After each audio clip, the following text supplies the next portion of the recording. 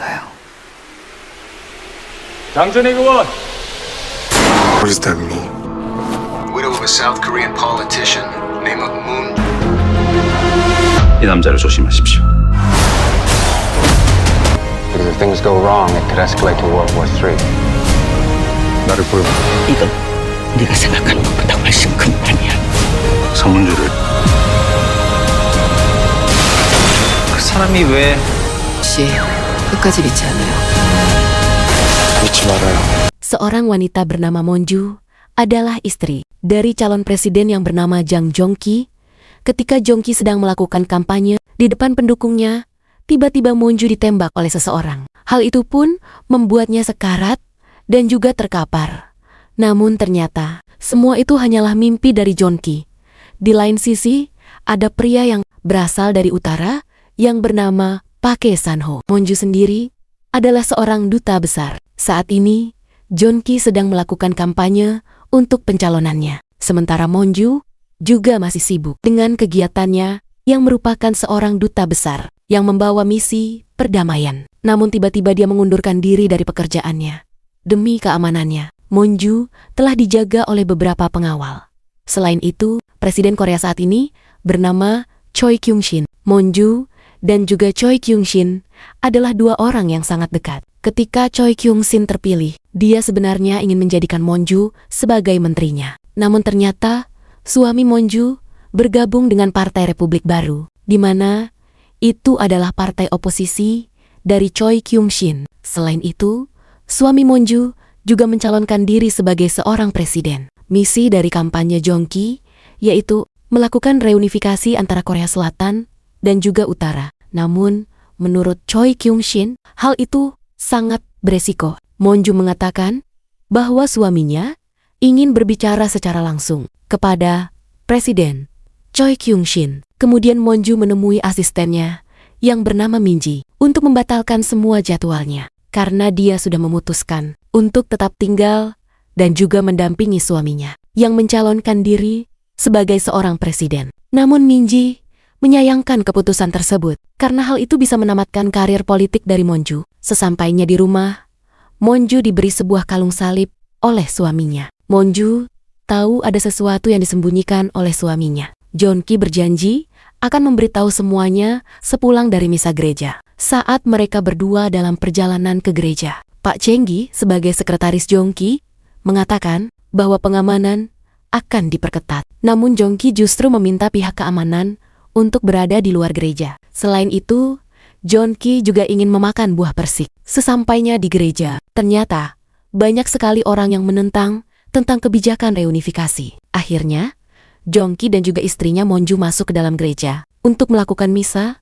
Ketika mereka masuk di dalam gereja, ada seorang pria yang merekam semuanya. Pria itu ternyata Park San-ho yang berasal dari utara. Ternyata dia juga merupakan salah satu anggota dari gereja tersebut. Terlihat Jong-ki meminta Chang-hee untuk memperketat keamanan bagi istrinya. Misa gereja pun akhirnya dimulai. Nampak ada seseorang yang mencurigakan. Dia memakai seragam tentara. Pria itu tiba-tiba beranjak dari tempat duduk dan mendekati Jong-ki. Tak lama, pria itu menodongkan pistol dan juga menembaknya. Suasana menjadi kacau.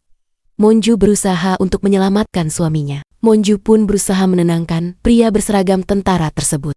Jong-ki yang sudah sekarat meminta Monju untuk membawakan buah persik dari arah belakang. Park San-ho akhirnya bisa melumpuhkan pria tersebut. Namun, karena asingnya takut ketahuan, pria berseragam tentara itu pun memakan racun. Pada akhirnya, dia pun meninggal di tempat. Tak lama keluarga dari Jong-ki akhirnya datang. Sementara itu, Minji yang mengetahui berita tersebut membatalkan semua penerbangannya. Keluarga Jong-ki adalah keluarga konglomerat. Ia mempunyai adik yang bernama Jun-sang. Tak lama, dokter mengumumkan bahwa Jong-ki akhirnya meninggal dunia. Semua orang sangat kaget menerima kabar tersebut, termasuk dengan Minju yang tidak menyangka bahwa suaminya kini telah tiada. Malam harinya, keluarga Jong-ki berkumpul.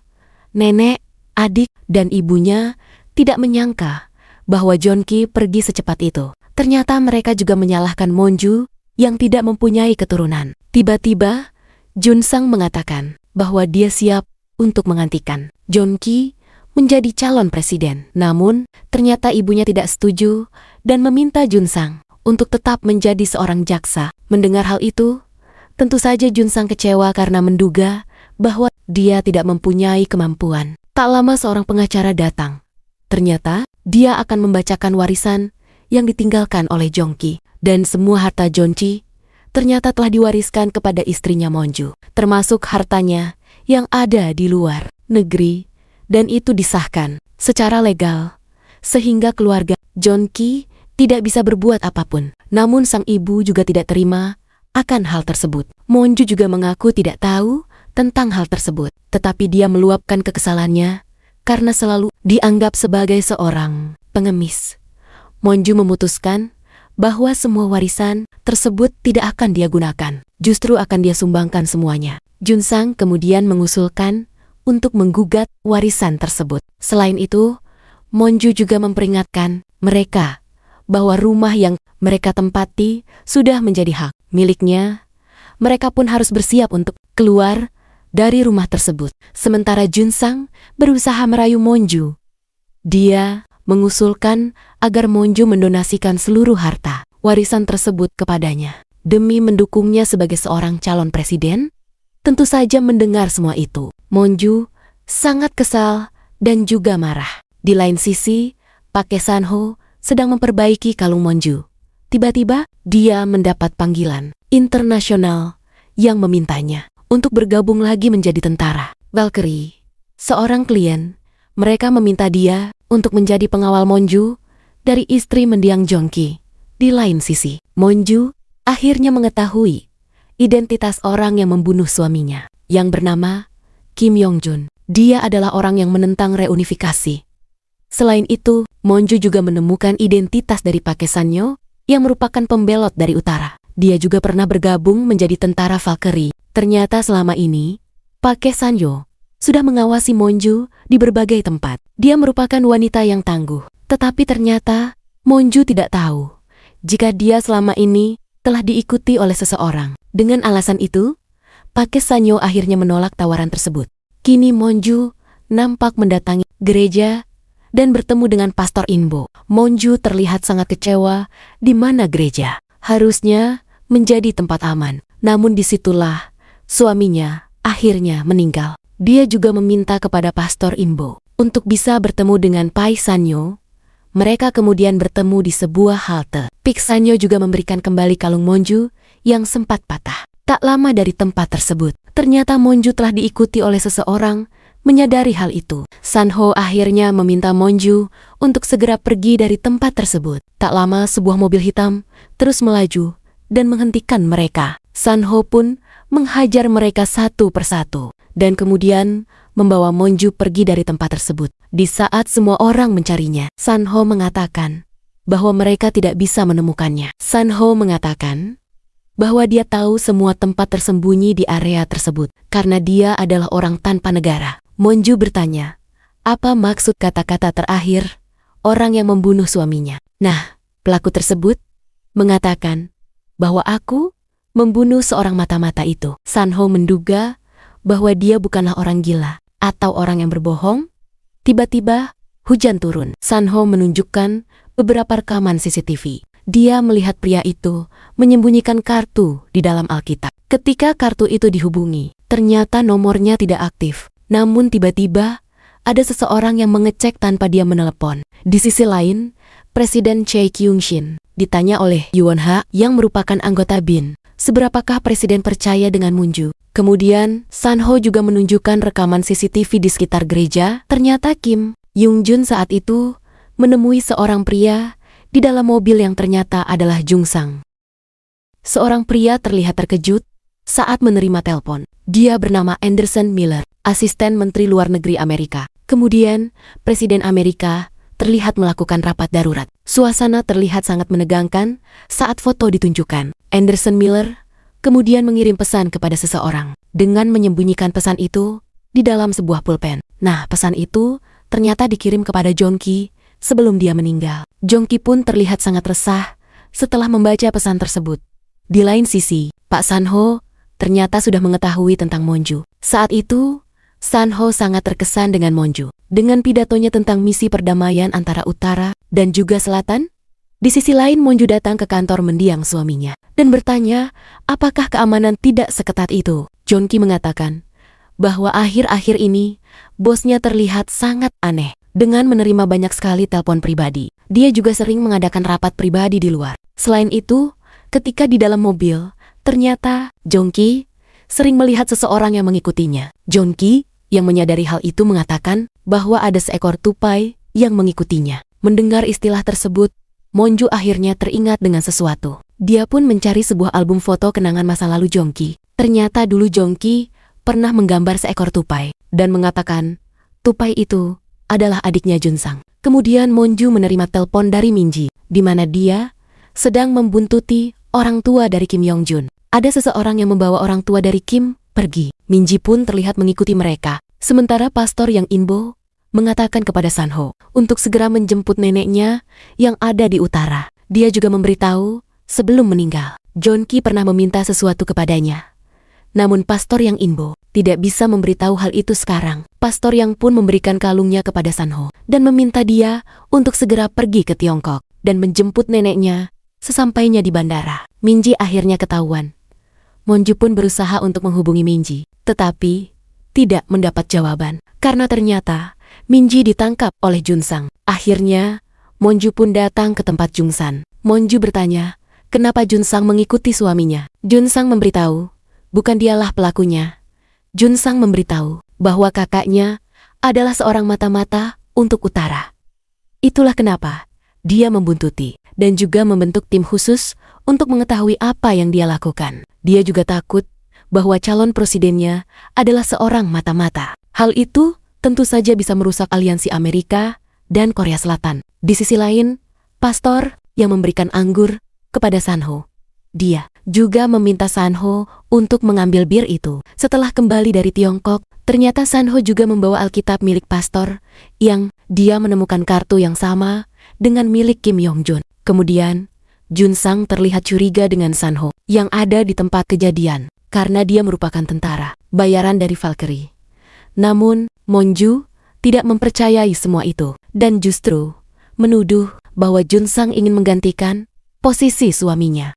Kini Monju justru menduga bahwa bukti yang dimiliki oleh Junsang adalah bukti rekayasa atau bukti palsu. Monju juga berjanji akan mengungkap kebenaran dari kematian suaminya. Kemudian, Junsang memperlihatkan tangannya yang berdarah. Ternyata, dia digigit oleh Minji.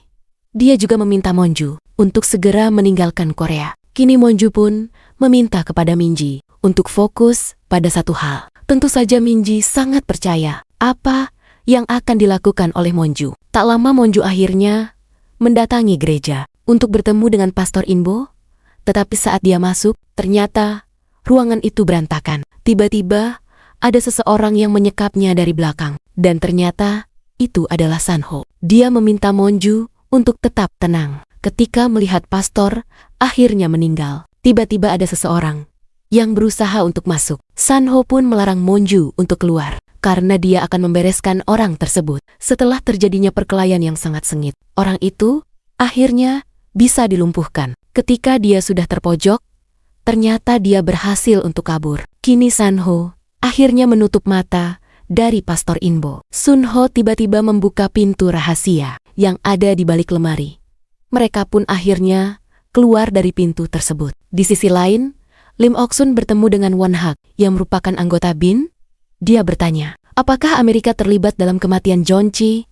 Won Hak mengatakan bahwa Anderson Miller yang merupakan asisten Menteri Luar Negeri menjalin komunikasi dengan Jongki. Dia dituduh berkomunikasi dengan Korea Utara. Lim Ok-sun tidak terima. Apakah presiden sengaja menjadikan Jongki mata-mata? Won Hak kemudian memberikan sebuah identitas dari seorang pria yang mungkin saja sangat mencurigakan yang ada di sekitar Jongki. Sementara Sunho dan juga Monju berada di ruangan bawah tanah. Sunho juga mengatakan bahwa dia dulu adalah seorang tentara dari Valkyrie, tetapi dia sudah tidak memperpanjang kontraknya dan berakhir tahun lalu. Tak lama mereka pun berhenti. Sunho memberikan kartu yang ada di Alkitab milik Pastor Inbo. Setelah melihat pastor yang diracun, Sunho mengira bahwa bukan orang awam yang melakukan hal tersebut. Mereka pun masuk ke dalam sebuah ruangan, tempat penyimpanan anggur. Saat Sunho mengeluarkan semua anggur yang ada di botol, ternyata ada sebuah pesan. Sebuah kertas itu berisi tangkapan layar dari satelit dan juga beberapa pesan dari Anderson Miller. Terungkap bahwa Korea Utara mempunyai kapal selam nuklir 10.000 ton. Agensia mengatakan bahwa ancaman nuklir Korea Utara sangat nyata. Mereka pun menyalahkan Anderson Miller yang tidak mengetahui informasi tersebut. Kini, Amerika bersiap untuk melakukan serangan simulasi. Hal itu untuk menghabisi semua fasilitas nuklir yang ada di Korea Utara. Tentu saja hal itu membuat Anderson Miller sangat panik karena bisa memicu peperangan di antara keduanya. Namun agensia tidak memperdulikan hal tersebut. Akhirnya, Anderson Miller mengirim pesan kepada Jong-ki untuk meminta bantuannya. Tentu saja, Jong-ki terlihat gundah setelah membaca pesan tersebut. Setelah mengetahui hal itu, Monju berinisiatif untuk menemui presiden. Dia juga meminta Sunho untuk menjemput neneknya yang ada di utara. Mereka akhirnya keluar dari pintu rahasia di dalam hutan. Monju yakin bahwa Presiden Chae Kyung-shin adalah orang yang bisa dipercaya. Kemudian, Sunho memberikan kalungnya yang diberikan oleh Pastor Inbo kepada Monju. Dia akhirnya bersiap untuk pergi menemui presiden. Sesampainya di Gedung Biru, ternyata Monju tidak bisa menemuinya. Tetapi saat mobil presiden keluar, ternyata Monju dipersilakan untuk masuk. Monju kemudian memberikan pesan tersebut kepada Chae Kyung-shin. Setelah membaca pesan itu, Chae Kyung-shin juga setuju dengan apa yang dilakukan oleh Jong-ki. Tetapi dia menyayangkan kenapa Jong-ki tidak segera membakar pesan tersebut. Presiden mengatakan bahwa intelijennya dan juga intelijen Amerika berada di mana-mana. Itulah kenapa dia meminta Monju untuk menjauh. Saat Monju berpikir bahwa dia telah mengundurkan diri dari pekerjaannya, tetapi sebenarnya dia telah dipecat. Selain itu, Presiden Chae Kyung-shin juga mengatakan bahwa kematian Jong-ki akan ditangani secara politisi dan juga diplomatis. Mendengar itu, tentu saja Monju sangat kaget, karena sebenarnya Presiden tahu siapakah yang membunuhnya. Tetapi dia justru menutupi hal tersebut. Chae Kyung-shin berjanji akan menangani dan juga mencegah peperangan antara utara dan juga selatan. Mendengar hal itu, tentu saja Monju sangat kesal dan juga marah. Sunho kembali menerima telepon dari tentara Valkyrie. Dia juga terlihat sudah sampai di Tiongkok untuk menyelamatkan neneknya yang masih berada di utara.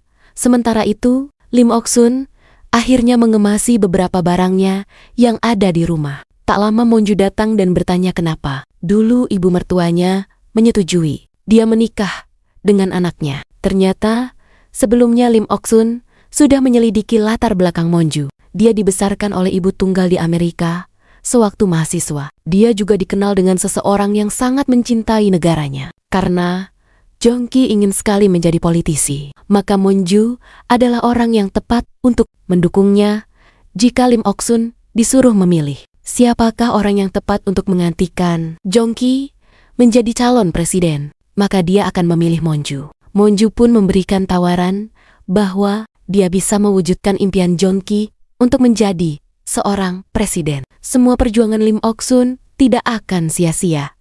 Sementara itu, saat Sunho tiba di perbatasan utara, ternyata mereka tidak bisa melewati sungai itu karena ditutup dan juga diserang. Lim Ok-sun kemudian bertanya apa imbalan untuk dia jika mendukungnya sebagai calon presiden. Monju berjanji akan memberikan semua warisan yang diberikan Jong-ki kepadanya. Ternyata Monju dulu juga bercita-cita menjadi seorang presiden. Kini Lim Ok-sun pun setuju dengan kesepakatan tersebut. Pertama, Monju meminta Junsang untuk membebaskan Minji. Kemudian meminta Jungsan untuk segera pergi ke luar negeri dalam 24 jam. Lim Ok-sun pun setuju dengan hal tersebut, dan akhirnya mereka akan bekerja sama. Setelah gagal menyeberangi perbatasan, Sunho akhirnya menerima tawaran untuk menjadi pengawal dari Monju. Monju terlihat mendatangi seorang laki-laki tua yang bernama Dujin. Dia adalah guru besar yang mengetahui tentang sejarah utara dan juga selatan, dia juga tengah menerbitkan buku barunya. Monju menceritakan bahwa dia harus mengetahui apa penyebab kematian dari suaminya. Di panggilan terakhir Junki, ternyata dia sempat berkomunikasi dengan Im Doo-jin. Saat itu Junki terlihat resah. Setelah menerima pesan dari Anderson Miller, Junki meminta dia untuk bergabung dengan Partai Republik Baru serta menangani kebijakan reunifikasi. Namun, setelah kematian Junki dan juga Pastor Inbo, dia tidak ingin tinggal lagi di Korea. Monju mengatakan bahwa dia berniat untuk mencalonkan diri sebagai seorang presiden. Dia pun meminta bantuan dari Doo-jin untuk membantunya. Lim Ok-sun mulai melakukan tugasnya dan membuat citra positif dari Monju. Dia sudah disukai menjadi calon presiden selanjutnya. Kemudian Lim Ok-sun nampak mendatangi Won Manggi sebagai ketua Partai Republik Baru, seakan-akan menyalahkan kematian dari Junki. Tentu saja, Lim Ok-sun terlihat kesal. Di sisi lain, Monju juga menemui Jun Sung dengan kasus yang pernah dia tutupi. Kini Monju mempunyai bukti kuat atas kasus tersebut. Suami Lim Ok-sun juga meninggalkan laci besi yang mempunyai banyak sekali bukti perkara dari pejabat politik. Ternyata Won Manggi mempunyai anak di luar nikah. Jun Sung juga terbukti melakukan penganiayaan terhadap istrinya. Monju pun meminta agar Jun Sung segera meninggalkan Korea. Jun Sung tahu bahwa di balik orang yang membantu Monju adalah ibunya. Sementara itu, Lim Ok-sun masih berusaha mengancam Won Manggi. Lim Ok-sun meminta agar Partai Republik Baru mencalonkan mantunya untuk menjadi calon presiden. Dia juga menemui beberapa konglomerat untuk mendukungnya menjadi sponsor dari Monju. Partai Republik Baru pun mengumumkan bahwa Monju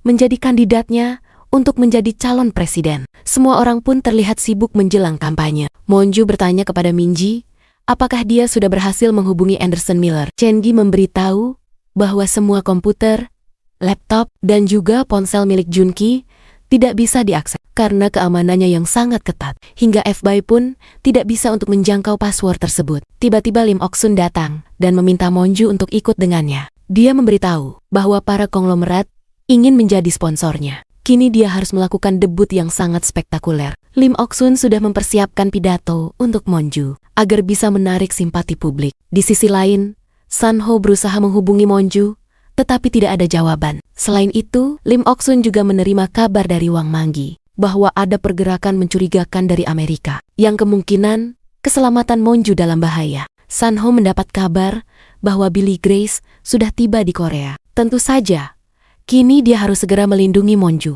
Keesokan harinya, Monju mendapat telepon dari Presiden Chae Kyung-shin. Kyung-shin memberitahu bahwa dia akan melakukan apapun untuk menghentikan perang, tetapi meminta Monju untuk tidak menghalanginya. Dia juga meremehkan Monju. Apakah bisa menghentikan perang tersebut? Dia tidak akan bisa menjadi presiden tanpa dukungan Amerika. Terlihat, Presiden Korea Utara menerima telepon. Kini tiba saatnya Monju untuk melakukan kampanye pertamanya. Sun Ho juga bersiap untuk menjaga keselamatan Monju. Semua orang sedang berkumpul untuk menunggu kedatangan Monju. Tetapi Monju sedang melakukan penghormatan terakhir kepada mendiang suaminya. Terlihat Monju mendapat banyak sekali dukungan dari publik. Tiba-tiba, Sun Ho mendapat pesan bahwa seseorang yang mengancam keselamatan Monju sudah tiba. Dia adalah seorang teknisi bom bernama Dustin Hyun. Saat Monju akan bersiap untuk menuju tempat selanjutnya, Sun Ho berusaha menghubungi dia. Akhirnya, Sun Ho meminta Cheng-gi untuk menghentikan Monju menaiki kereta. Kemudian, Cheng-gi menghubungkan teleponnya kepada Monju. Sun Ho meminta Monju untuk tidak duduk, tetapi dia bersikeras untuk duduk di tempat tersebut karena sudah terlanjur. Sun Ho akhirnya meminta dia untuk tidak beranjak dari kursi tersebut. Live streaming juga dihentikan. Minji diminta mencari tahu siapakah teknisi dari kursi kereta itu. Setelah dicari, ternyata dia bukan bagian teknisi kereta tersebut. Saat Minji melapor polisi bahwa ada bom di bawah kursi kereta Monju, polisi tidak mempercayai hal itu. Akhirnya, Sun Ho segera bertindak dan menuju ke stasiun. Dia meminta Monju untuk mengosongkan gerbong tersebut. Sun Ho menyetir dengan sangat gila agar cepat sampai. Semua orang sudah meninggalkan gerbong itu. Tinggal Monju yang berada di kursi tersebut. Sun Ho berusaha untuk segera masuk di dalam gerbong dan juga mengendalikan bom tersebut. Dia kemudian menyobek kursi yang diduduki oleh Monju, yang ternyata terdapat bom peledak. Selain itu, dia juga melihat bahwa kursi di depan itu juga terhubung. Bom peledak yang berisi paku pun ada di depan kursi Monju.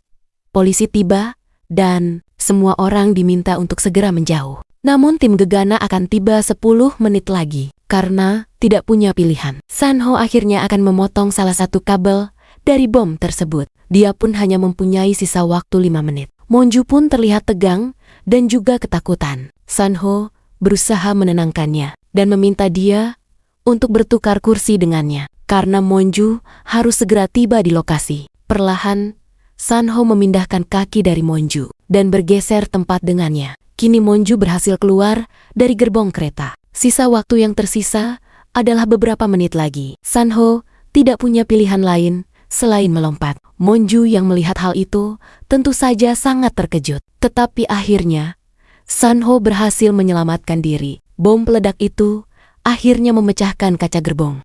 Semua orang terlihat panik menyaksikan insiden tersebut. Monju akhirnya memutuskan untuk melanjutkan perjalanannya menuju ke tempat kampanye. Dengan menaiki ambulan, dia pun akhirnya sampai di tempat tersebut. Semua orang terlihat sudah menunggu, begitu pula dengan Lim Ok-sun. Tentu saja, Lim Ok-sun juga terlihat panik. Tetapi Monju mengatakan bahwa dia baik-baik saja. Kini Monju bersiap untuk melakukan pidatonya di hadapan semua pendukungnya. Dia menceritakan apa yang terjadi dengan kematian sang suami, serta menceritakan kejadian di dalam gerbong kereta. Dan hal itu pun berbeda dari pidato yang sudah dipersiapkan. Monju mengangkat isu perdamaian dan juga reunifikasi. Dia ingin mewujudkan perubahan, persatuan, dan juga perdamaian. Hal itu tentu saja mendatangkan simpatik dan juga dukungan dari para pendukungnya, termasuk dengan Juan Manggi dan juga Lim Ok-sun yang nampak bangga dengan pidato tersebut.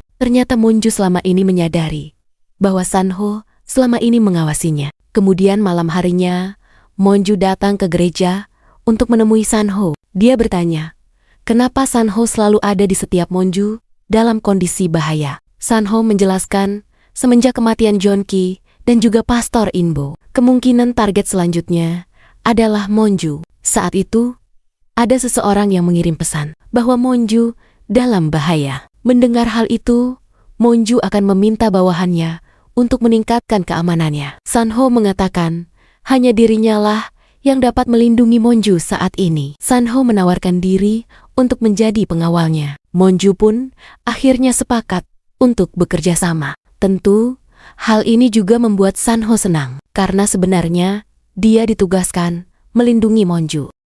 Kini Minji dan Chenj mulai mencurigai Sanho dari data yang mereka punyai. Ternyata, Sanho pernah bekerja sebagai tentara Valkyrie. Mereka juga mencurigai kewarganegaraan dari Sanho. Chen curiga bahwa Sanho adalah mata-mata dari Korea Utara. Terakhir, Sanho mendapat kewarganegaraan Amerika dengan nama Mark. Kemudian Monju mendapat sebuah email yang mengatakan bahwa dia harus mempercayai Mark sebagai pengawalnya. Dulu Sanho juga berhasil menyelamatkan putri konglomerat minyak Arab. Hal itu pun membuat Monju semakin bingung. Terlihat Monju juga mendatangi sebuah toko reparasi ponsel.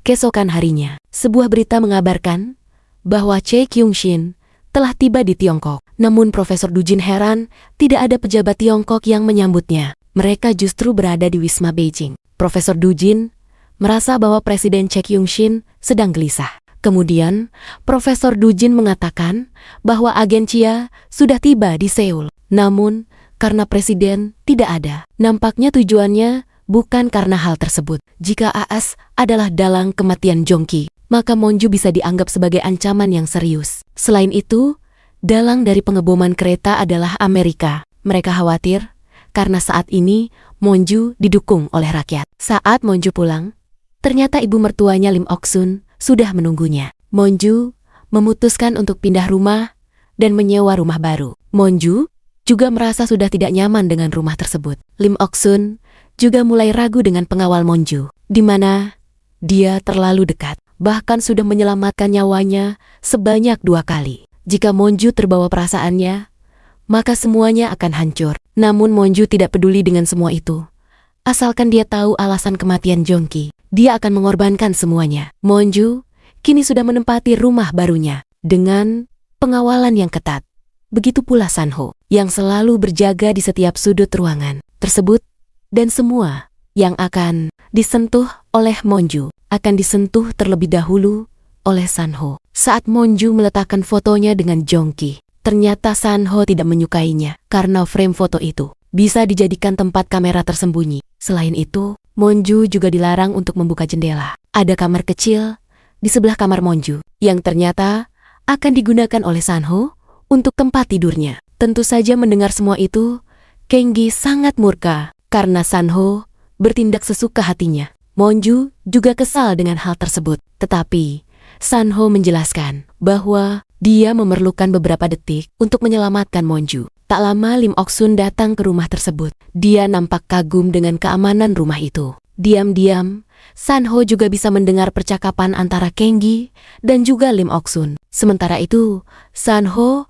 mempersiapkan sendiri makanan untuk Monju karena dia tidak mempercayai siapapun. Kemudian, Lim Ok-sun meminta bantuan Kanggi karena Jongki dianggap sebagai mata-mata. Lim Ok-sun meminta Kanggi untuk menemukan alat penyadap di rumahnya. Dia diminta mencari tahu siapakah orang yang mendengarkan penyadapan tersebut. Kemudian, Monju terlihat tidak menghabiskan makanannya. Hal itu membuat Sanho sangat kesal karena Monju menyia-nyiakan makanan tersebut. Namun menurut Minji, Monju tidak suka hal yang sangat ribet di dalam makanan. Selanjutnya, Monju kembali melakukan kampanye, di mana Sanho bersiap berjaga di area aula tersebut. Tetapi tiba-tiba dia melihat ada seorang pria yang mencurigakan dan meminta Chang-hee untuk menelusurinya, tetapi Chang-hee mengabaikan perintah tersebut. Beberapa saat kemudian, pria yang terlihat mencurigakan itu kemudian menghilang. Setelah Monju menyelesaikan pidatonya, Sanho kemudian mengiringinya untuk masuk ke mobil dengan selamat. Saat Monju dalam perjalanan pulang, tiba-tiba ada seorang anak yang menyapanya. Monju pun berusaha untuk membuka jendela, tetapi Sanho melarangnya. Sanho mulai curiga dengan kemacetan lalu lintas yang terjadi. Tiba-tiba ada sebuah truk dari belakang. Sanho langsung meminta supir untuk putar balik. Benar saja tak lama truk tersebut langsung menghantam mobil Monju hingga menyebabkan ledakan yang sangat hebat. Sekali lagi, Sanho berhasil menyelamatkan mobil tersebut dari ledakan dan menyelamatkan nyawa Monju. Kini semuanya terlihat terbakar dan Sanho meminta Monju untuk segera keluar. Minji juga berhasil selamat. Sanho buru-buru membawa Monju untuk masuk ke dalam stasiun kereta bawah tanah. Dia juga meminta Monju untuk mematikan ponselnya. Chang-hee yang sedang menunggu Monju tiba-tiba melihat berita bahwa mobil Monju meledak dan terbakar. Dia berusaha menghubunginya, tetapi tidak terhubung. Akhirnya Minji datang dan memberitahu bahwa Sanho berhasil menyelamatkannya. Sanho membawa Monju untuk berjalan di rel kereta bawah tanah. Dia bertanya, bagaimana Sanho bisa mengetahui ledakan itu akan terjadi. Ternyata dia melihat dua pria bertato yang mencurigakan. Sanho pun mengatakan kepada Monju untuk tetap kuat karena semuanya baru saja dimulai. Akhirnya mereka pun kembali ke rumah. Dan sesampainya di rumah, ternyata Chang-hee sangat kesal. Begitu pula dengan Sanho yang tidak mempercayai Chang-hee karena perintah sebelumnya dia abaikan. Minji juga mengatakan bahwa semua ucapan Sanho benar. Tiba-tiba, Sanho mengatakan bahwa dia juga akan menjadi supir Monju. Kini Sanho marah dan bertanya kepada pemimpin Valkyrie karena semua percakapannya disadap. Dia pun bertanya, siapakah klien yang memerintah? Saat Monju menemui Chang-hee, Chang-hee merasa bahwa semuanya terjadi karena Sanho. Dalam peledakan kereta juga merupakan kontraktor dari Amerika yang bernama Coldrain. Perusahaan tersebut adalah Egletron yang masih mempunyai hubungan sepupu dengan CEO dari Valkyrie. Chang-hee mulai curiga bahwa pengeboman itu terkait dengan Sanho. Sanho pun sangat marah dan membatalkan semua kontraknya dengan Valkyrie. Dia menghancurkan semua alat perekam tersebut. Chang-hee juga curiga rumah yang mereka tempati saat ini juga adalah ulah dari Sanho. Namun Monju meminta Chang-hee untuk mengawasinya terlebih dahulu. Selanjutnya, Chang-hee mulai mencari alat penyadap di rumah Lim Ok-sun. Dia menemukan alat penyadap yang ternyata dipasang oleh Junsang. Semua percakapan itu telah tersimpan di sebuah file. Di sisi lain, Monju mengalami mimpi buruk karena sebelumnya suaminya telah dituduh sebagai seorang mata-mata. Monju akhirnya terbangun dan berusaha untuk membuka jendela. Tiba-tiba, Sanho keluar dari kamarnya. Monju mengatakan bahwa dia mimpi buruk dan mengganggu tidur dari Sanho. Namun Sanho tidak mempersalahkan semua itu dan justru mengajak Monju untuk lari pagi. Keduanya pun akhirnya lari bersama di pinggir sungai. Sanho pun kemudian menjelaskan bahwa rumah yang mereka tempati adalah milik dari katakomba yang dioptimalkan untuk keamanan. Monju mulai mengerti apa yang dilakukan oleh Sanho. Monju bertanya, apakah ketika ada seseorang yang akan membunuhnya, Sanho akan melindungi dia? Sanho mengatakan, tentu saja akan melakukan hal tersebut. Monju pun mengembalikan kalung pelindung milik Sanho. Sementara Changi akhirnya menemukan alat penyadap dan mengatakan bahwa semua itu adalah perbuatan dari Junsang. Lim Ok-sun merasa bersalah kepada Junsang karena tidak memberikan kasih sayang yang adil. Namun, Lim Ok-sun kini justru mencurigai Monju. Karena mendapatkan semua warisan milik Jongki, Lim Ok-sun memberi Changi sebuah jam tangan mewah. Dia meminta Changi untuk memeriksa ponsel Monju. Malam harinya, Changi menelepon Monju dan mengatakan bahwa dia menemukan ponsel lain milik Jongki. Ternyata ponsel lain tersebut didaftarkan Jongki atas nama Changi. Kemudian Changi mencari ponsel itu di mobil dan menemukannya. Kini Changi berusaha membuka password dan juga membongkar ponsel tersebut. Kemudian dia pun berhasil membuka ponsel itu dan menemukan percakapan yang membuatnya sangat kaget. Changi buru-buru pergi dan menginstal ulang komputernya. Saat dalam perjalanan, ternyata Minji melihat Changi yang mana dia gelisah di dalam mobil. Dia pun mengikutinya. Tak lama, Monju datang ke kantor dan menemukan bahwa komputer Changi sudah terinstal ulang.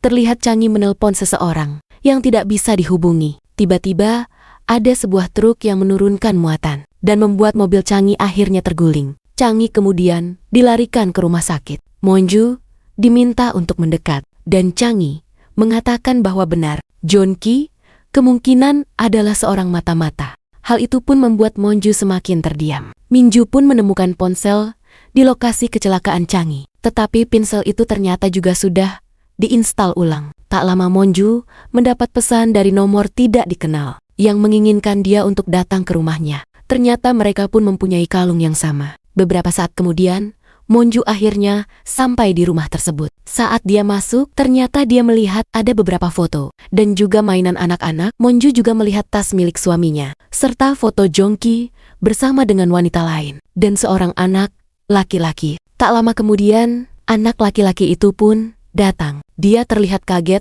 dan memanggil ibunya, seorang wanita. Tiba-tiba muncul, dan hal itu membuat Monju terkejut. Kang Hana akhirnya muncul. Dia adalah selingkuhan Jongki yang ternyata juga mempunyai anak. Kang Hana mengatakan bahwa Jongki dan dirinya sudah menjalin hubungan sejak lama. Anak mereka pun berusia 9 tahun. Saat terjadinya penembakan, ternyata Ensong melihat ayahnya. Ketika itu, dia bernyanyi di gereja. Dan Jongki mengetahui hal tersebut. Oleh sebab itu, kini Insong harus menerima terapi. Karena syok melihat ayahnya tertembak, Kang Hana sangat kesal karena melihat Monju yang menanggung duka dengan sangat anggun. Dia kemudian menunjukkan foto Monju yang beredar di sosial media. Sedangkan dia menangis, meraung-raung, melihat Jongki meninggal. Begitu pula dengan sang anak yang melihat kejadian tersebut. Hal itu pun membuat Kang Hana menderita beberapa saat. Kemudian Kang Hana juga mengatakan bahwa hasil tes DNA akan keluar. Dia berencana akan mengungkap semua rahasia Jongki dan menuntut semua haknya. Monju bernegosiasi untuk melakukannya secara diam-diam dan menyelesaikan semuanya. Di lain sisi Ansong sedang menggambar ditemani oleh Sanho, di mana Ansong mengaku bahwa itu adalah gambarnya ketika usia 6 tahun di Sweden. Ansong juga mengaku bahwa mereka sering bepergian. Monju kemudian mengatakan kepada Kang Hana, kemungkinan ini adalah pertama kalinya dia kehilangan orang yang sangat dia cintai. Kang Hana justru membalikan fakta bahwa dia menyelamatkan Jongki dari pernikahannya dan menuduh Monju bahwa dia tidak pernah mencintai Jongki. Kalung salib yang dikenakan Monju juga hasil rancangannya. Karena ternyata Kang Hana adalah seorang desainer perhiasan. Tentu saja Semua itu membuat Monju sangat kesal dan juga marah. Dia pun membuang kalung tersebut. Selanjutnya, Monju buru-buru menemui Lim Ok-sun dan meluapkan semua kekesalannya karena dia sudah mengetahui tentang Kang Hana. Namun, Lim Ok-sun mengatakan bahwa dia sudah membereskan semua itu sebelum pemilu. Monju berharap dia bisa menghidupkan kembali Jongki dan juga menceraikannya. Selain itu, Monju juga mengatakan, apakah Lim Ok-sun sengaja menyuruh dia menjadi seorang presiden demi mempermalukannya? Namun Lim Ok-sun justru mengatakan, ini adalah kesempatan yang bagus bagi Monju untuk lepas dari bayang-bayang Jongki. Monju pun merobek surat kesepakatan mereka dan mengakhirinya. Selain itu, Monju juga mempunyai senjata rahasia dari kotak perhiasan yang diberikan oleh Lim Ok-sun. Karena ternyata Monju mengetahui penggelapan pajak yang selama ini dilakukan oleh Lim Ok-sun, dan itu menjadi bukti untuk menyerang Lim Ok-sun. Jika dia berbuat sesuatu kepadanya, tak lama nenek Jongki datang. Dia sangat senang karena mengetahui Jongki mempunyai seorang anak laki-laki. Tetapi tiba-tiba Monju menelepon Minji dan mengatakan akan menyumbangkan seluruh warisan yang diberikan oleh Jongki. Nenek Jongki pun terlihat marah dan juga kesal kepada Monju. Setelah pulang, ternyata Monju ingin ke tempat di mana dia merasa tenang. Sanho membawa Monju ke sebuah tanah lapang dan menikmati udara malam. Tak lama Monju mengatakan ingin mencoba sesuatu. Ternyata dia ingin mencoba untuk menembak. Setelah melepaskan tembakan pertama, Monju merasa senang. Akhirnya, Sanho pun mulai mengajarinya untuk menembak tepat sasaran. Monju diminta untuk fokus dan akhirnya dia pun bisa mengenai target. Sanho memuji keteguhan dari Monju.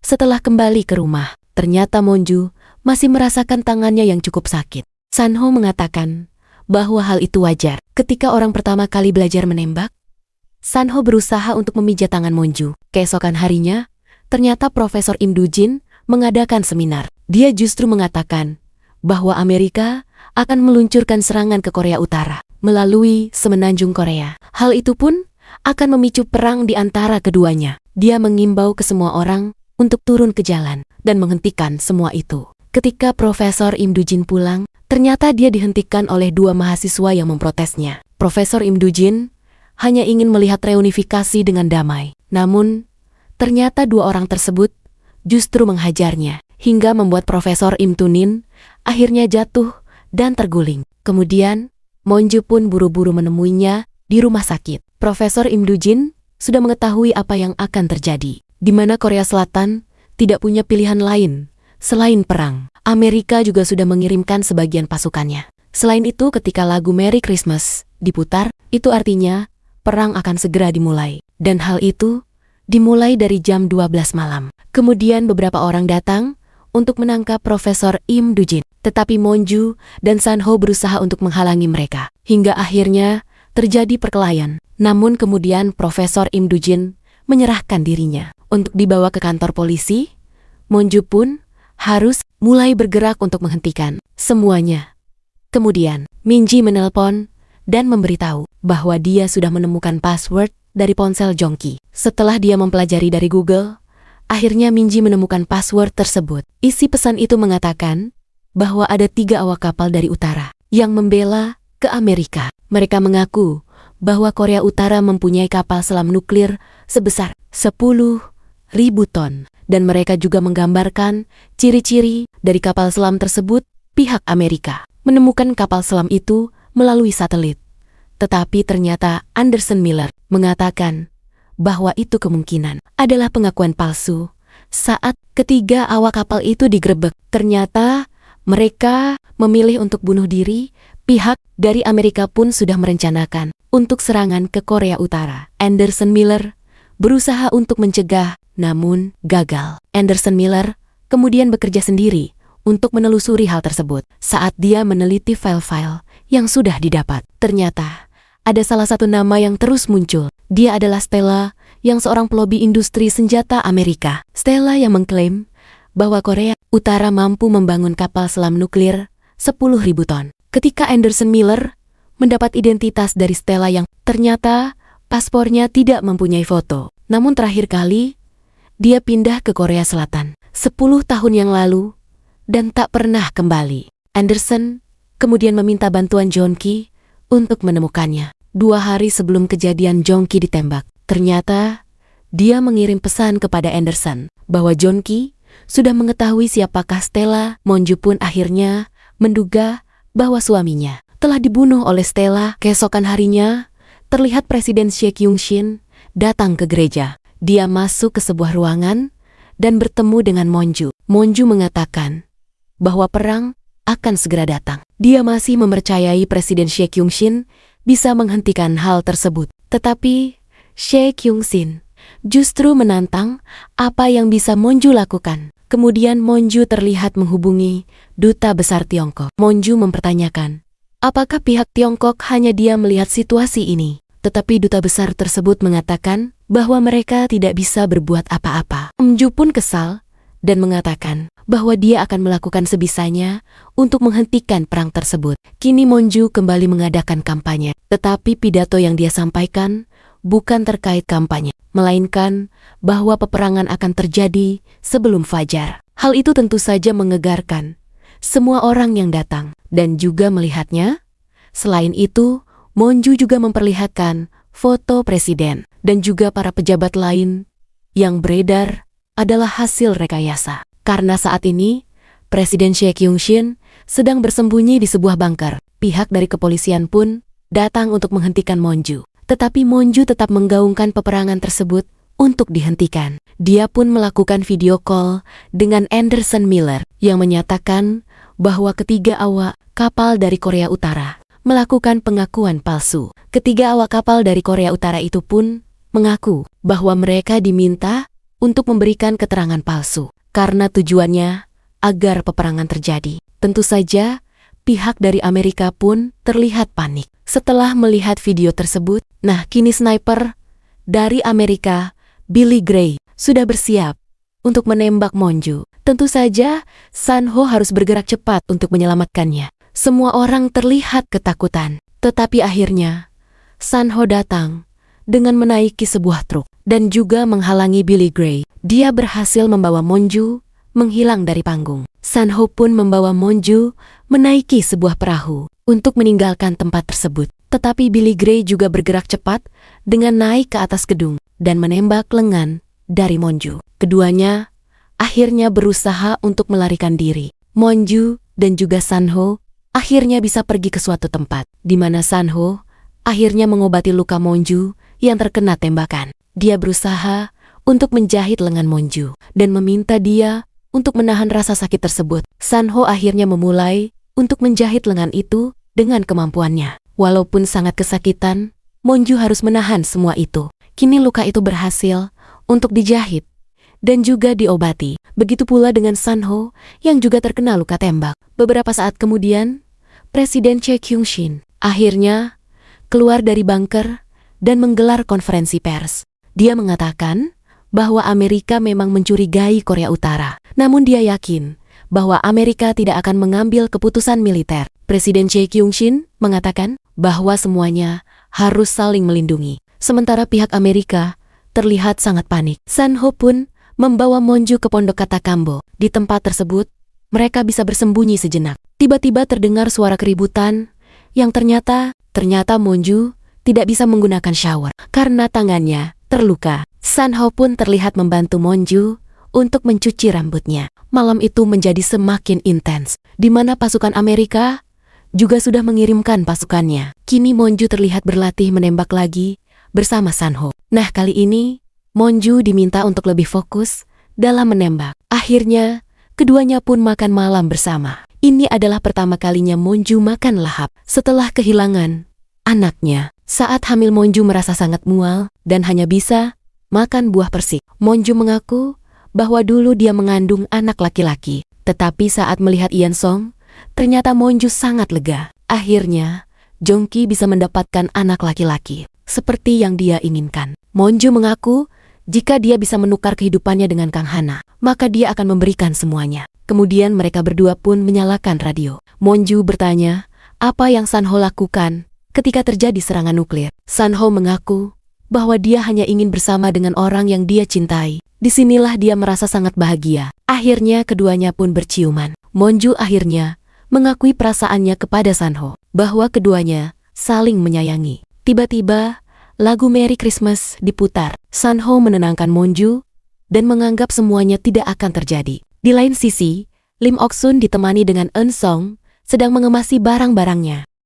Malam itu menjadi malam yang sangat panas, di mana Monju dan Sanho mencurahkan seluruh isi hatinya. Selain itu, Sanho juga mengatakan bahwa dia tidak peduli soal perang. Yang dia inginkan hanyalah pergi bersama Monju. Di saat bersamaan, sebuah pesawat terlihat terbakar. Monju bertanya kemanakah Sanho akan membawanya. Sanyo ingin mengajak Monju ke Gurun Gobi. Gurun tersebut mempunyai kenangan yang indah bagi Sanho, karena disitulah dia hanya tinggal sendiri, tanpa keluarga, dan juga tanpa tanah air. Hal yang juga tidak bisa dilupakan oleh Monju, yaitu tangan ibunya. Sejak kecil ibu Monju selalu bekerja keras demi membiayai hidup mereka. Sejak saat itu, Monju ingin melindungi ibunya, tetapi dia gagal. Dan alasan dia kembali ke Korea, yaitu sama seperti ketika dia melindungi ibunya. Keesokan harinya, Korea Utara memperlihatkan kapal selam nuklir miliknya yang dipamerkan. Hal itu tentu saja membuat Amerika semakin geram dan juga resah. Dan karena pesawat Amerika melintasi perbatasan Korea, akhirnya Korea Utara pun menembak pesawat tersebut. Kini ketegangan kedua negara pun terlihat semakin memuncak. Presiden Kyung-sin menerima telepon dari Amerika. Dia mengatakan tidak bisa membiarkan rakyatnya menanggung pengorbanan dari perang. Tetapi ternyata Amerika meminta Presiden Kyung-sin untuk menyingkirkan Monju yang dianggap sangat mengganggu. Presiden Kyung-sin kemudian menggelar konferensi pers bahwa pesawat Intel Amerika telah ditembak rudal oleh Korea Utara. Dia meminta agar semua rakyat untuk saling menjaga demi keamanan bersama. Presiden juga menyatakan bahwa dia tidak akan mundur ataupun gentar. Namun, Monju justru melihat bahwa Presiden Kyung-sin terlihat khawatir. Respon dari beberapa media pun khawatir jika akan terjadi perang, sementara kepala Yoo Won-hak justru mengatakan bahwa ini adalah kesempatan untuk melawan Korea Utara. Dan rintangan pertama yang harus Presiden hadapi, yaitu Monju. Namun Kyung-sin nampak tidak senang dengan pernyataan tersebut. Tiba-tiba Minji menelpon dan mengatakan bahwa Chenji sudah siuman. Chenji pun akhirnya menceritakan apa yang terjadi kepadanya. Saat itu, dia berhasil membuka handphone milik Jongki dan menemukan ada pesan yang belum terbaca. Ternyata, itu adalah video dari Korea Utara. Mereka menyatakan bahwa Jongki adalah seorang pemeran yang dianggap sebagai pahlawan karena dia sedang memperjuangkan reunifikasi di antara kedua negara. Saat Chengi berusaha mencari tahu siapakah pengirim pesan tersebut, dia diminta untuk datang ke toko buku Bang Kyung-san, dan alamat tersebut melewati sebuah terowongan di Yorimdong,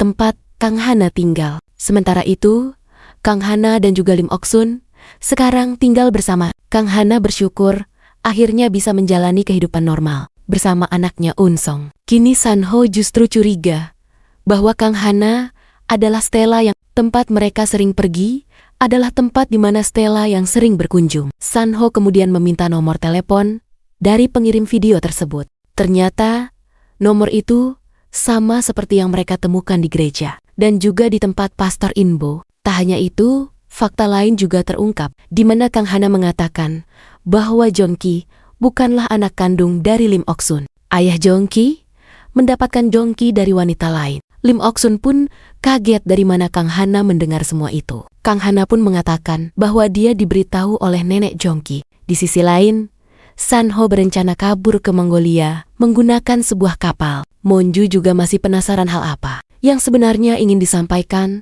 Jongki terakhir kali. Namun Sanho mengatakan bahwa semua itu tidak penting. Saat ini yang terpenting adalah keselamatannya. Tiba-tiba Minji menelpon dan mengatakan bahwa mereka telah disadap. Kini beredar rekaman suara saat mereka sedang tidur bersama, di mana Sanho mengatakan bahwa dia tidak peduli soal perang dan hanya ingin kabur bersama Monju. Tentu saja hal itu membuat Sanho semakin kesal dan juga murka. Namun di sisi lain, anehnya, Lim Ok-sun justru terlihat senang dan juga tertawa. Sanho berusaha untuk mencari di manakah alat penyadap itu diletakkan. Sementara Monju berusaha untuk menenangkannya dan mengatakan bahwa dia tidak menyesal melakukan hal tersebut. Namun tiba-tiba Sanho mendapat kabar bahwa mereka tidak bisa menaiki kapal ke Mongolia karena curah hujan yang tinggi. Sanho pun kesal. Dia mengambil beberapa senjatanya dan berusaha untuk menemui seseorang. Melihat hal itu, Monju ingin ikut, tetapi Sanho melarangnya. Dia diminta untuk tetap di rumah dan juga membekali Monju dengan sebuah pistol. Sanho buru-buru menuju ke suatu tempat. Ternyata suara Monju untuk menjadi calon presiden pun turun drastis. Di sisi lain, Monju akhirnya mendengarkan kembali rekaman suara yang beredar. Dia menemukan suara gelas, yang ternyata itu adalah kalung yang dia letakkan di dalam gelas. Sebelumnya, Monju sudah memasang alat penyadap di kalung tersebut. Kini Monju berusaha mendengarkan apa yang dilakukan oleh Sanho. Ternyata dia mendatangi pemimpin Valkyrie dan menduga bahwa dialah yang menyadap semua itu. Sanho ingin tahu siapakah klien sebenarnya yang mempekerjakan dia. Tiba-tiba Won-hak datang dan mengatakan bahwa Kim Han-sunglah yang mempekerjakan Sanho. Won-hak menuduh bahwa Sanho dipekerjakan dari orang utara untuk menyingkirkan Monju. Dia juga menuduh bahwa karir Monju hancur karena dirinya. Tentu saja Monju sangat sedih dan tidak menyangka semua yang dia dengar. Tiba-tiba Won-hak memberikan sapu tangan milik nenek Sanho dan juga memberikan foto neneknya yang sekarang disekap oleh Won-hak. Tentu saja Sanho tidak bisa berkutik karena itu menyangkut keselamatan sang nenek. Dia diminta untuk pergi bersama Monju ke pelabuhan dan disitulah nanti Won-hak akan menangkap Monju. Sementara Sanho akan dibiarkan pergi dan dianggap melarikan diri.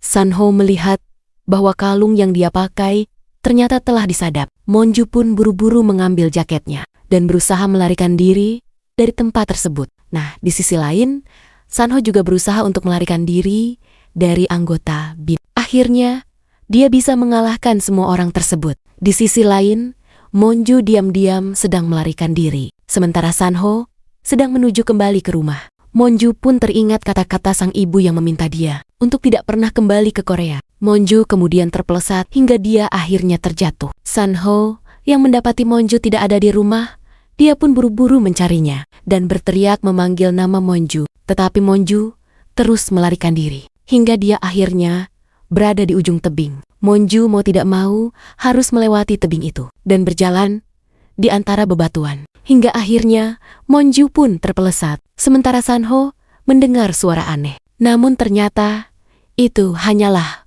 burung. Monju merasa bahwa dirinya sangat menyedihkan dan tidak ada tempat untuk melarikan diri. Di saat dia sudah pasrah, tiba-tiba Monju menerima pesan yang menyatakan bahwa kapal selam milik Korea Utara memang ada. Monju pun melihat video yang dikirimkan, di mana kapal selam itu ternyata sedang melintasi sebuah laut. Tentu saja hal itu membuat Monju sangat syok dan juga kaget. Hingga akhirnya dia membalas pesan tersebut dan bertanya, siapakah orang yang mengirimnya pesan? Sanho berhasil mengancam pemimpin Valkyrie dan akhirnya dia pun mengaku bahwa kliennya adalah Stella Yang. Sementara itu, Monju juga berhasil kabur dan kini dia bersama dengan Cheng dan Minji. Mereka berada di suatu tempat yang aman di sebuah rumah. Monju mengirimkan video kapal selam yang dia dapat kepada Anderson Miller. Ternyata memang benar, ada kapal selam nuklir tersebut. Menurut Anderson Miller, bahwa kapal selam itu ada dua. Satu dari kapal selam tersebut adalah kapal selam biasa, namun satunya adalah kapal selam nuklir. Pasukan yang membelot itu pun diminta untuk membunuh rekannya saat mereka ketahuan. Pihak dari Amerika juga sedang mengintai pergerakan dari Korea Utara. Namun, Presiden Amerika meminta agar mereka menahan untuk tidak melakukan serangan. Di sisi lain Monju, Minji, dan juga Chenya masih bingung dengan apa yang terjadi. Sebelumnya Monju diminta untuk datang ke pelabuhan Gemsol untuk melihat kebenaran tersebut. Namun Minji justru mengkhawatirkan hal itu. Jika sesuatu terjadi kepada Monju, dia justru ingin mengatur rencana agar Monju bisa segera kabur. Namun Monju mempunyai pendapat lain. Jika kini dia tidak membongkar kebenaran dari kapal selam itu, maka dia akan dianggap sebagai seorang mata-mata, dia juga harus mencari tahu siapakah orang yang menyuruhnya ke sana. Monju dan Cheng akhirnya datang ke pelabuhan tersebut. Namun Monju melihat sesuatu yang mencurigakan dari arah belakang. Ternyata dia adalah Sanho yang mengikutinya. Saat Sanho mendekat, tentu saja Monju sangat ketakutan. Setelah semalam, Monju mendengar semua percakapannya bersama dengan pemimpin Valkyrie. Akhirnya, Monju pun mengeluarkan pistolnya dan meminta Sanho untuk tidak mendekat. Sanho berusaha untuk menjelaskan, tetapi justru mengatakan jika dia mendekat, maka Monju akan menembaknya. Akhirnya, Sanho pun terdiam, dan Monju berhasil untuk kabur. Dalam perjalanan pulang, Cheng justru menyarankan Monju untuk kembali bersama Sanho, karena hanya dia yang bisa melindungi Monju. Tetapi Monju tiba-tiba minta berhenti sejenak karena dia merasa mual. Monju ternyata dibekali sebuah ponsel oleh Sanho. Saat dia mencoba untuk mendekat, Monju pun membuka ponsel tersebut dan melihat panggilan terakhir di ponsel itu. Di sisi lain, Sanho masih mencari tahu siapakah Stella yang kini identitas dan juga semua pergerakannya di luar negeri sudah dia ketahui. Sementara Kang Hana juga sedang berdandan dan bersiap untuk pergi ke suatu tempat. Dia juga terlihat mencurigakan karena mempunyai pil hijau yang biasa digunakan pembelot utara. Keesokan harinya, Minji memberitahu Monju bahwa Joseph Kim sudah tiba. Dia adalah seorang firma hukum dari Argentina yang dimana selama ini menangani Jongki. Akhirnya, Joseph Kim pun memberitahu bahwa dia dipekerjakan oleh Jongki untuk mengurus perusahaan cangkang di luar negeri. Jongki memiliki banyak sekali properti dan juga lahan di Argentina tersebut. Nah, tiba-tiba Joseph Kim mendengar kabar bahwa Jongki, seorang calon presiden Korea, meninggal karena ditembak. Namun tak lama kemudian, Joseph Kim mendengar bahwa mendiang istri dari Jongki juga diteror oleh sebuah bom. Joseph Kim kemudian menduga bahwa semua itu bukanlah motif politik, melainkan soal warisan. Joseph Kim juga memberitahu bahwa Jongki memiliki aset 2 triliun won di Argentina. Namun Joseph curiga ada seseorang yang masih menganggap bahwa Jongki masih hidup. Monju juga memberitahu bahwa Jongki mempunyai seorang anak. Joseph Kim juga sudah menelusuri siapakah orang yang mengurus properti Jongki di luar negeri, dan dia adalah Stella.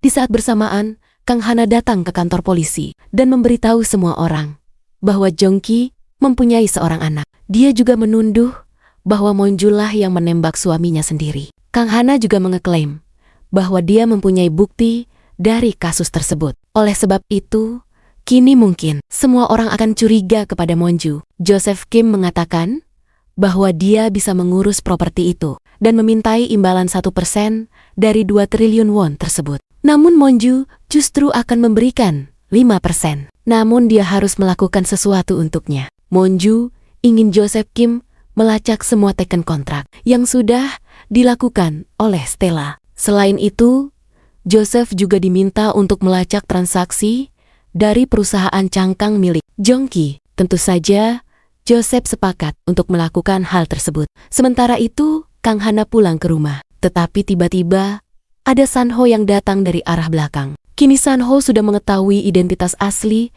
dari Kang Hana. Dia merupakan seorang pembelot Korea Utara yang kemudian bergabung menjadi kontraktor Chia. Sanho menduga bahwa semua itu terjadi karena warisan. Unsong tidak bisa mewarisi seluruh harta Jongki, kecuali Monju dituduh sebagai orang yang membunuh Jongki, maka semua harta itu akan jatuh ke tangan Eun-song. Tetapi tiba-tiba, Sanho mengatakan bahwa dia bukanlah Stella yang sedang dicari. Ternyata, saat Stella menaikkan kontrak di Polandia, Kang Hana berada di Seoul. Itu artinya, ada 2 Stella saat ini. Jongki juga menuduh bahwa Kang Hana adalah Stella, karena takut ketahuan Kang Hana mencoba untuk memakan pil hijau. Namun Sanho buru-buru menghentikannya. Kemudian, terjadilah perkelahian di antara mereka. Sanho mengatakan, apakah ada seseorang yang mengancam Kang Hana? Dia bertanya, di manakah Stella yang asli? Di lain sisi, Chen Ge memberitahu kepada Monju bahwa dia sempat mencurigainya, karena Monju mewarisi seluruh harta milik Jongki. Kemudian, Chen Nih juga memberitahu bahwa dia juga menyadap ponsel milik Monju, tetapi Chen mengatakan bahwa dia tidak pernah mendengarkan rekaman yang sudah dia sadap. Saat itu, Lim Ok-sun yang memintanya dan memberi dia sebuah jam tangan. Di lain sisi, Sanho datang ke rumah sakit tempat anak Won-hak dirawat. Sanho bertanya, kenapa Din menuduh Monju sebagai seorang mata-mata? Won-hak memberitahu bahwa siapapun yang menghalangi kepentingan negara, dia akan dianggap sebagai seorang mata-mata. Sanho kemudian memberitahu bahwa mereka hanya menggunakan alasan kapal selam untuk membuat perang itu terjadi. Namun Won-hak justru mengatakan bahwa dia tidak akan pernah membocorkan rahasia negara. Sanho menuduh Won-hak mengorbankan perang untuk kepentingan pribadi. Terlihat Minji sudah menyiapkan rencana agar Monju bisa kabur dari pelabuhan Mor. Selain itu, Minji juga memberitahu bahwa Profesor Im Dujin sudah dibebaskan. Keesokan harinya, Monju pun mendatangi Profesor Im Dujin. Dia juga mengatakan akan segera meninggalkan Korea melalui pelabuhan dan menggunakan kapal. Monju mengajak Profesor Im Dujin untuk pergi bersama. Namun Profesor Im Dujin menolaknya karena dia merasa sudah tua. Monju meminta satu buku milik Im Dujin dan juga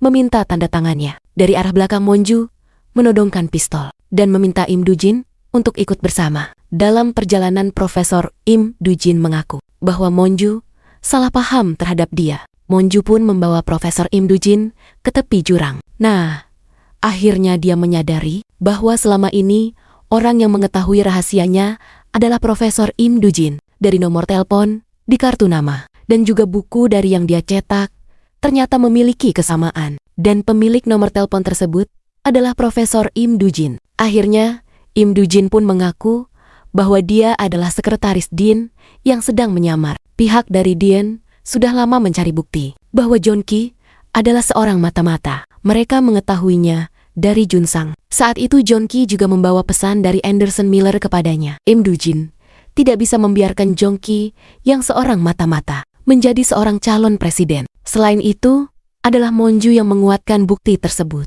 Karena ayah Monju ternyata adalah seorang mata-mata. Itulah kenapa ibunya pergi ke Amerika dan tidak mengizinkan dia untuk pulang ke Korea. Saat itu ternyata Im Dujin lah yang melaporkan ayah Monju. Monju marah dan kesal karena ini adalah cara Din menjadikan seseorang menjadi mata-mata. Saat Im Dujin melepaskan talinya dan berusaha menyerang Monju, ternyata Sanho datang dari arah belakang. Sanho meminta Dujin untuk memberitahu anggota Din bahwa Monju tidak akan pergi ke pelabuhan Gumsol. Namun Monju akan pergi melalui pelabuhan Morei. Kini Im Dujin berhasil diamankan kembali. Ternyata sebelumnya Sanho lah yang mengarahkan Monju untuk melakukan semua itu. Kini Monju pun akan ke pelabuhan Morei dan membawa Im Dujin. Sementara Sanho datang ke rumah Kang Hana dan menemui Unsong. Kini Monju terlihat sedang menunggu seseorang dengan menyekap Profesor Im Dujin. Tak lama, ternyata ibu mertuanya Lim Ok-sun yang datang.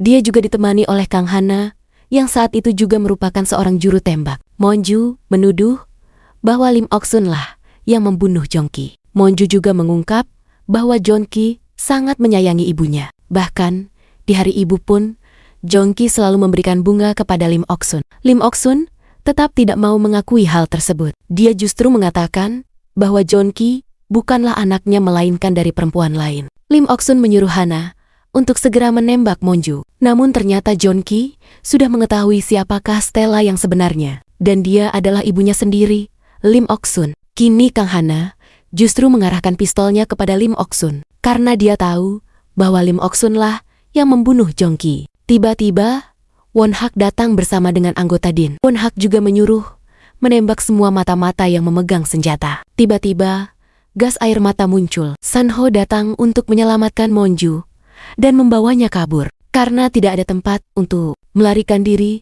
terpaksa mereka berdua harus melompat ke laut. Keduanya pun terjatuh dan Won-hak tidak bisa berbuat apapun. Monju kemudian membayangkan dirinya yang melihat kapal selam dan kaki yang terlilit jaring. Namun akhirnya, Monju bisa melepaskan semua beban yang selama ini dia pikul. Tak lama Sanho muncul dan mendorong Monju untuk naik ke atas. Kemudian, mereka pun berciuman kembali.